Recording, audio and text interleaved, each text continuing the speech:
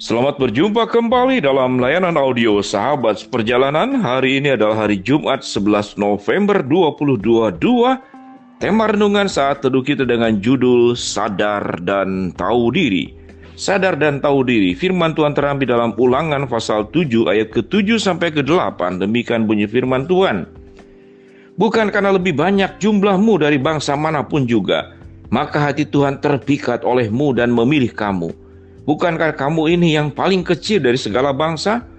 Tetapi karena Tuhan mengasihi kamu dan memegang sumpahnya yang telah diikrarkannya kepada nenek moyangmu, maka Tuhan telah membawa kamu keluar dari tangan yang kuat dan menebus engkau dari rumah perbudakan, dari tangan Firaun Raja Mesir. Mari kita berdoa. Bapa yang di dalam surga, kami ingin belajar satu kebenaran firman Allah, sadar dan tahu diri. Siapakah kami sesungguhnya di hadapan Tuhan? Di dalam nama Tuhan Yesus kami berdoa, amin. Shalom sahabat perjalanan yang dikasihi Tuhan. Apakah ada ucapan yang keluar dari sahabat perjalanan karena kesal dengan seseorang? Kemudian keluarlah kalimat, "Gak tahu diri banget dia." Itu ucapan yang kita keluar, yaitu tidak tahu diri banget dia. Orang yang tidak tahu diri, orang yang tidak sadar diri, tentu sangat mengesalkan. Apalagi kalau itu terjadi dan kita alami kepada orang yang bersangkutan. Orang yang pernah dalam kondisi yang terpuruk, tidak punya apa-apa, kita bantu, kita tolong, dia menjadi orang yang lupa diri. Orang yang tidak sadar diri, siapa dia yang sesungguhnya. Bagian ini adalah bagian yang jelas diungkapkan, diceritakan di dalam firman Tuhan, di dalam kitab Ulangan 7 ayat ke-7 sampai ke-8. Tatkala bangsa Israel sudah masuk ke tanah Kanaan, dia sudah mengalami kemakmuran, dia kemudian beranak pinak, punya keturunan yang banyak. Dia mengalami berbagai macam peningkatan-peningkatan yang luar biasa, yang semuanya itu adalah berasal daripada Tuhan sendiri. Dan Tuhan katakan apa? Bukan karena lebih banyak jumlahmu dari bangsa manapun juga, maka hati Tuhan terpikat olehmu dan memilih kamu. Lalu firman Tuhan katakan, bukankah kamu ini yang paling kecil dari segala bangsa? Tuhan mengingatkan tentang pengalaman di masa lalu. Bagaimana bangsa Israel itu ada di dalam tangan yang kuat yang bernama Firaun. Dan bagaimana bangsa Israel itu ada dalam perbudakan di Mesir. Di saat itulah bangsa Israel merasa dia begitu kecil, betapa rasanya tidak sanggup, tidak mampu, terancam, membutuhkan pertolongan tangan yang lebih kuat daripada tangan Firaun. Berharap dan berdoa agar terangkat dari perbudakan. Dan semuanya itu dilakukan oleh Allah. Allah mengangkat Israel, Allah mengeluarkan Israel dari tanah Mesir masuk ke dalam Kanaan. Allah membuat mereka jumlahnya makin bertambah-tambah.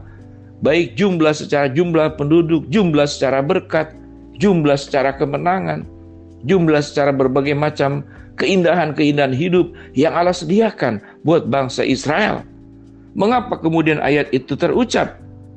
Bukan karena lebih banyak jumlahmu dari bangsa manapun juga, maka hati Tuhan terpikat olehmu, memilih kamu. Bukankah kamu ini yang paling kecil dari segala bangsa? Ini adalah bagian ayat yang mengingatkan seperti pepatah mengatakan, jangan kacang lupa kulit. Jangan kacang lupa kulit. Jangan bayi lupa kandungan. Jadi artinya dari mana kita bersumber, dari mana kita ada. Kita jangan melupakan. Sehingga menjadi orang-orang yang sadar diri dan tahu diri adalah sebuah kehidupan yang seharusnya kita jalankan dalam kehidupan ini. Tetapi kalau kita menjadi orang yang kemudian tidak tahu diri dan tidak sadar diri, pada saat kita mengalami kelimpahan demi kelimpahan, kemenangan demi kemenangan, kemajuan demi kemajuan, kesuksesan demi kesuksesan, lalu apa yang kita lakukan? Ya, habis manis sepah dibuang. Kalau namanya habis manis sepah dibuang, apa artinya? Artinya manis itu sumbernya tuh dari sepah.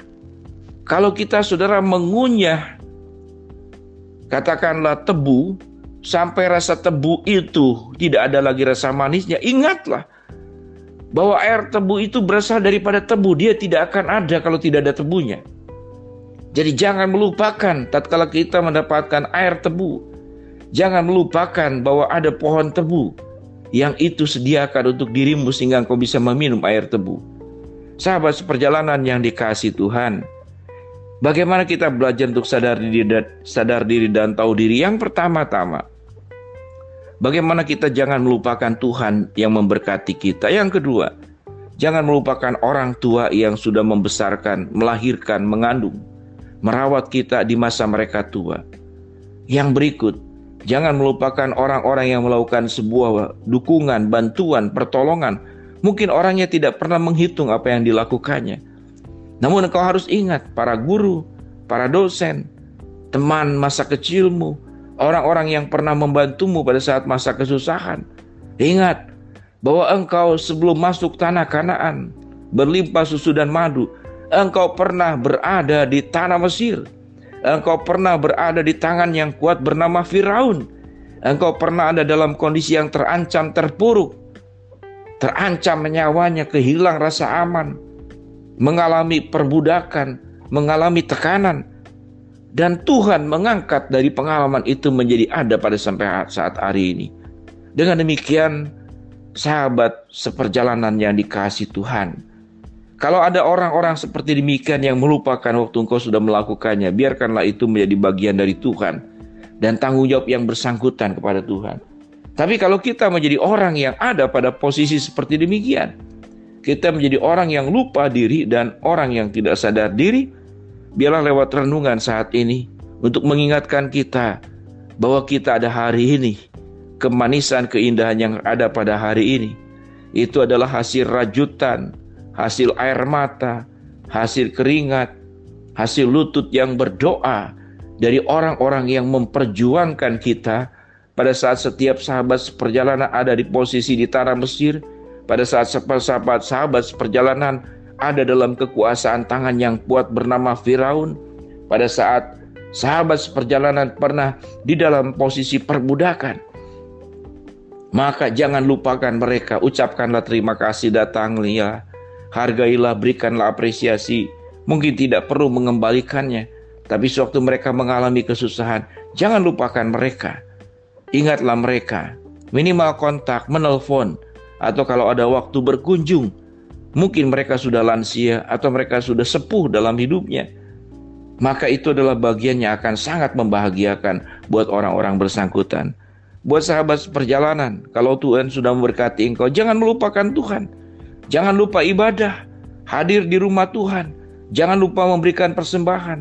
Jangan lupa saat teduh. Jangan lupa membaca firman Tuhan. Jangan lupa menjalankan perintah-perintah Tuhan. Untuk berbagi kepada mereka yang kekurangan. Untuk melawat mereka yang sakit. Untuk membantu mereka yang sedang tertekan. Untuk menghibur mereka yang sedang berduka cita. Itu adalah ekspresi engkau pribadi yang sadar diri dan tahu diri. Mari kita berdoa. Bapa dalam surga, terima kasih buat kebenaran firman Allah dalam kitab Ulangan 7 ayat 7 ke 8 untuk mengingatkan kami semua menjadi pribadi yang sadar diri dan tahu diri. Hamba berdoa buat sahabat seperjalanan yang sedang sakit, Tuhan jamah sembuhkan. Sahabat seperjalanan yang sedang menghadapi masalah, Tuhan bukakan jalan. Sahabat seperjalanan yang sedang berdoa mengharapkan sesuatu dari Tuhan, Tuhan akan kabulkan sesuai dengan waktu, kehendak, dan caranya Tuhan. Dalam nama Tuhan Yesus kami berdoa. Amin. Shalom sahabat seperjalanan. Teruslah menjadi pribadi yang sadar diri dan tahu diri. Karena hidup kita saat ini berhasil maju tidak terlepas daripada tangan Tuhan dan orang-orang yang mencintai, yang berinvestasi atas hidupmu. Shalom, Tuhan memberkati kita semua. Amin.